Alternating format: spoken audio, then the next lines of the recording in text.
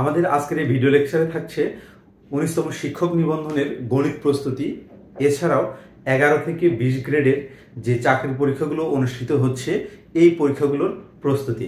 তো আমি এখানে বেশ কয়েকটি ম্যাথ দেখানোর চেষ্টা করব, যে ম্যাথগুলো অতি সম্প্রতি অর্থাৎ হচ্ছে সাম্প্রতিক সময়ে বিভিন্ন চাকরির পরীক্ষায় এসেছে নিবন্ধন সহ এই প্রশ্নগুলো। এখানে প্রথম যে প্রশ্নটি আমি উঠিয়েছি, এখানে বলা হচ্ছে ক্রয় মূল্য বিক্রয় মূল্যের দ্বিগুণ হলে শতকরা কত লাভ বা ক্ষতি হবে। খুবই সিম্পল একটা প্রশ্ন। এই প্রশ্নটি দেখুন ওষুধ প্রশাসন অধিদপ্তর এসেছিল এই 2024 সালে যে পরীক্ষাটি অনুষ্ঠিত হয়েছিল। এই পরীক্ষায় ক্রয় মূল্য বিক্রয় মূল্যের দ্বিগুণ হলে শতকরা কত লাভ বা ক্ষতি হয়। ক নম্বর হচ্ছে 100%, খ নম্বর 50%, গ নম্বর 60% এবং ঘ নম্বর 200%। আপনারা নিজের থেকে চেষ্টা করুন যে আসলে উত্তরটা কি হতে পারে। আমি আপনাদেরকে একটু টাইম দিচ্ছি, এরপরে আমি এটা সলিউশনটা দিয়ে দিব।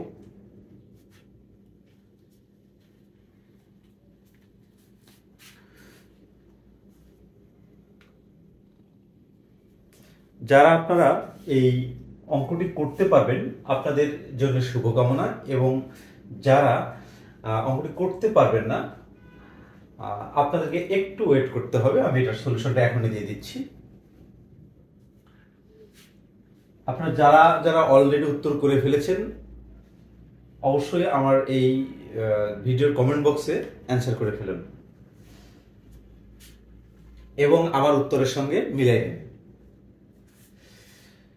তো যাই হোক, আপনাদের টাইম শেষ। এখানে আমরা দেখব যে ক্রয় মূল্য বিক্রয় মূল্যের দ্বিগুণ হলে শতকরা কত লাভ বা ক্ষতি হবে। আপনি এই অঙ্কটা করার জন্য মাথায় রাখতে হবে এই ক্রয় মূল্য আর যে বিক্রয় মূল্য এই বিষয়টা। আপনি ক্রয় মূল্যটা আমি এখানে লিখলাম,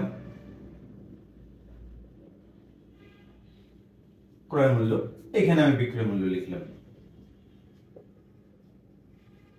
এই দুটা শব্দ স্পষ্ট করে লিখতে হবে। ক্রয় মূল্য বিক্রয় মূল্যের দ্বিগুণ হবে, অর্থাৎ এই ক্রয় মূল্যটা বিক্রয় মূল্যের দ্বিগুণ হবে। বিক্রয় মূল্য যদি আমি 50 লিখি তাহলে ক্রয় মূল্য কত হবে? ক্রয় মূল্য বিক্রয় মূল্যের দ্বিগুণ হবে, এইটা ডাবল হবে, অর্থাৎ 50 কে 2 দ্বারা গুণন, অর্থাৎ এখানে হবে 100। তাহলে আমরা স্পষ্ট করে এটা বলতে পারি যে বিক্রয় মূল্য যদি 50 হয় ক্রয় মূল্য কত হবে? 100 হবে। এরপরে বিক্রয় মূল্য যদি আমাদের হচ্ছে 10 হয় ক্রয় মূল্য কত হবে? তাহলে 20 হবে। এখানে যা হবে তার ডাবল হবে হচ্ছে এইটা।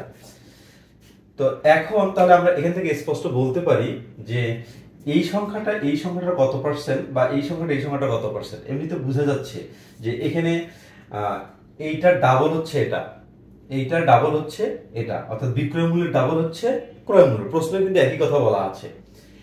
এখন আমাদের দেখতে হবে যে লাভ বা ক্ষতি হতে গেলে যদি লাভ হতে হয় তাহলে কোনটি বড় হতে হবে, এবং যদি ক্ষতি হতে হয় তাহলে কোনটি বড় হতে হবে। যদি লাভ হয় সেক্ষেত্রে আমাদের বিক্রয় মূল্যটা অবশ্যই বড় হবে, আর যদি ক্ষতি হয় তাহলে সেক্ষেত্রে অবশ্যই বিক্রয় মূল্যটা ছোট হবে। যেমন ধরুন আপনি 5 টাকা দিয়ে একটা প্রোডাক্ট কিনেছেন, আপনি লাভ করবেন, সেক্ষেত্রে বিক্রয় মূল্য অবশ্যই আপনার গ্রেটার দ্যান 5 হবে, 6, 7, 8, 9 এ ধরনের হবে। অর্থাৎ বিক্রয় মূল্য যদি আমার 10 হয় তাহলে কিন্তু লাভ হবে। আর ক্ষতি কখন হবে? ক্রয় মূল্য ধরুন আপনি 5 টাকা দিয়ে কিনেছেন, বিক্রি করছেন কত? 4 টাকা। তার মানে বিক্রয় মূল্যটা আপনার হচ্ছে ছোট হচ্ছে। ছোট হলে সেক্ষেত্রে আপনার এখানে ক্ষতি হবে। আর আমাদের যেহেতু এখানে বিক্রয় মূল্যের কথা বলছে, বিক্রয় মূল্য এখানে কম, তাহলে কি হয়েছে? ক্ষতি হয়েছে। তাহলে কত পার্সেন্ট ক্ষতি হবে? এখানে দেখুন এটা যদি 50 হয় এটা হচ্ছে 100, এটা 10 হলে এটা কত? 20। তার মানে আমরা স্পষ্ট বলতে পারি 50% ক্ষতি হয়েছে, 50% ক্ষতি হয়েছে। এই যে আমাদের অ্যান্সার হচ্ছে এই যে মিস্টার খ। আপনারা 2 নম্বর যে অঙ্কটা দেখতে পাচ্ছেন, এই অঙ্কটি দেখুন বাংলাদেশ সড়ক পরিবহন কর্পোরেশনে এসেছিল 2024 সালে, অর্থাৎ হচ্ছে সাম্প্রতিক সময়ের এই কোশ্চেনটি। বলা হচ্ছে একটি দ্রব্য এত টাকায় বিক্রি করলে 15% ক্ষতি হয়, দ্রব্যটির ক্রয় মূল্য কত? আপনাদেরকে আমি একটু টাইম দিচ্ছি, আপনারা একটু চেষ্টা করে দেখেন যে আসলে কারা কারা পাচ্ছেন অঙ্কটি, এবং উত্তরটি অবশ্যই আপনারা ভিডিও কমেন্ট বক্সে জানাবেন। আমি আপনাদের উত্তরের জন্য ওয়েট করছি। যারা পারবেন না একটু ওয়েট করবেন, আমি একটু পরে এটার সলিউশনটা দেখানোর চেষ্টা করব।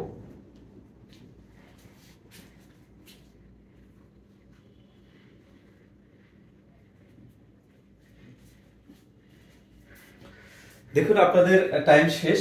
একটি দ্রব্য 170 টাকায় বিক্রি করলে, যেহেতু 170 টাকায় বিক্রি করলে তার মানে এইটা হচ্ছে আমাদের বিক্রয় মূল্য, 15% ক্ষতি হয়, তাহলে দ্রব্যটির ক্রয় মূল্য কত? দ্রব্যটির ক্রয় মূল্য আমাদের বের করতে হবে। যদি 170 টাকায় বিক্রি করে তাহলে 15% ক্ষতি হয়, তাহলে ক্রয় মূল্যটা আমাদের কত? এখানে দেখুন 15% ক্ষতি হয়, 15% ক্ষতিতে আমাদের বিক্রয় মূল্য কত? আমরা এই কথাটা লিখবো যে 15% ক্ষতিতে বিক্রয় মূল্য, ক্ষতিতে বিক্রয় মূল্য 15% ক্ষতিতে বিক্রয় মূল্য মানে হচ্ছে 100 তে 15 টাকা ক্ষতি, তার মানে হচ্ছে 100 বিয়োগ 15 এত টাকা, তার মানে হচ্ছে 85 টাকা। তাহলে এই যে 85 আমরা বের করলাম, এই 85টা মূলত কি? এই 85টা হচ্ছে এখানকার এই যে বিক্রয় মূল্য এটা। তো এখন আমাদের বের করতে হবে কি? ক্রয় মূল্য। এইখানে দেখুন 85 যদি বিক্রয় মূল্য হয় তাহলে ক্রয় মূল্য কত? অবশ্যই 100 টাকা। আমরা এখান থেকে এটা স্পষ্ট ধারণা পাই। প্রশ্নে দেয়া আছে কি? 170 টাকা বিক্রয় মূল্য, বের করতে হবে কি? ক্রয় মূল্য। যেহেতু ক্রয় মূল্য বের করতে হবে, ক্রয় মূল্যটাকে আমি ডান পাশে বসাবো, বাম পাশে বসাবো হচ্ছে বিক্রয় মূল্য। তো আপনি বিক্রয় মূল্য কত হলে? 85 টাকা হলে ওই কথাটা লিখি যে বিক্রয় মূল্য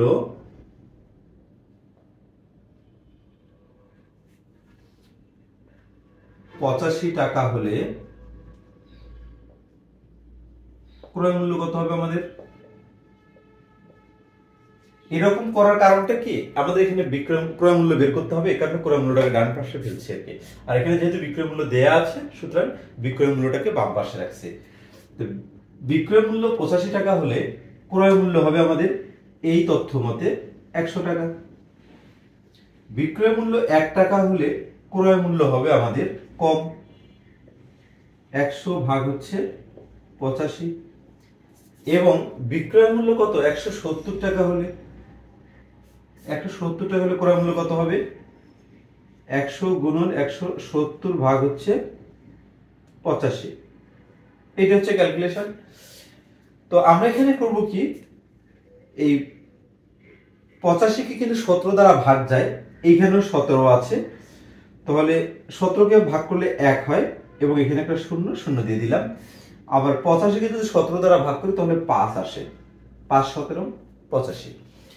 এখন এই 5 দ্বারা যদি আমরা এই 100 কে কাটি, 5 20 100, তার মানে আমাদের এখানে থাকতেছে 20, এখানে থাকতেছে 10, 20 10 কে 200। তাহলে এখানে বলছে দ্রব্যটির ক্রয় মূল্য কত? দ্রব্যটির ক্রয় মূল্য তাহলে 200 টাকা। পরীক্ষার হলে কিন্তু আপনাদের এত বড় করার দরকার নাই, জাস্ট এখানে 85 লিখবেন, কিন্তু বোঝাই যাচ্ছে যে 15% ক্ষতিতে বিক্রয় মূল্য কত, এবং জাস্ট এই ক্যালকুলেশনটুকু লিখবেন, লেখার পর অঙ্কটা করে দিবেন। আপনাদের যাদের এই খ নম্বর অপশন উত্তর এসেছে আপনাদের সকলকে ধন্যবাদ, আর যারা এই অঙ্কটি চেষ্টা করেছেন আপনাদেরকে অনেক ধন্যবাদ। আপনারা এখানে যে কোশ্চেনটি দেখতে পাচ্ছেন, এই কোশ্চেনটি 16তম শিক্ষক নিবন্ধন পরীক্ষায় স্কুল পর্যায়ে এসেছে। তো আপনাদেরকে কতক্ষণ আমি টাইম দিচ্ছি যে আপনারা নিজেরাই চেষ্টা করেন এই প্রশ্নের উত্তরটা আসলে কি হবে। আর আপনারা যারা পারবেন না তারা একটু ওয়েট করবেন, এরপরে আমি এটার সলিউশনটিকে দিয়ে চেষ্টা করব।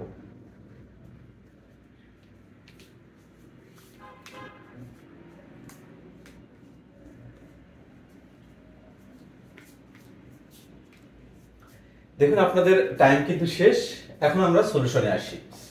বলছে একটি কলম 10% লাভে বিক্রয় করা হলো, কলমটি বিক্রয় মূল্য ও ক্রয় মূল্যের অনুপাত কত? 10% লাভে বিক্রয় করা হলো, কলমটির ক্রয় মূল্য ও বিক্রয় মূল্যের অনুপাত কত? এখানকার মূল থিং হচ্ছে এই যে বিষয়টা, বিক্রয় মূল্য ও ক্রয় মূল্যের অনুপাত। মানে ফার্স্টলি কি থাকবে? বিক্রয় মূল্য থাকবে, পরে কি থাকবে? ক্রয় মূল্য থাকবে।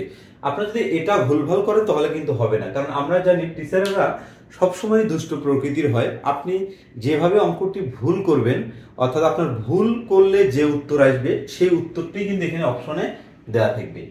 আপনি যদি এই অঙ্কটির বিক্রয় মূল্যের যে সিকোয়েন্সটা এবং ক্রয় মূল্যের যে সিকোয়েন্সটা, এইটা মেইনটেইন করতে হবে। আমরা দেখার চেষ্টা করি অঙ্কটাতে। বলতে 10% লাভে বিক্রয় করা হলে, তো একটা দ্রব্য যদি আপনি 10% লাভে বিক্রয় করেন 10% লাভে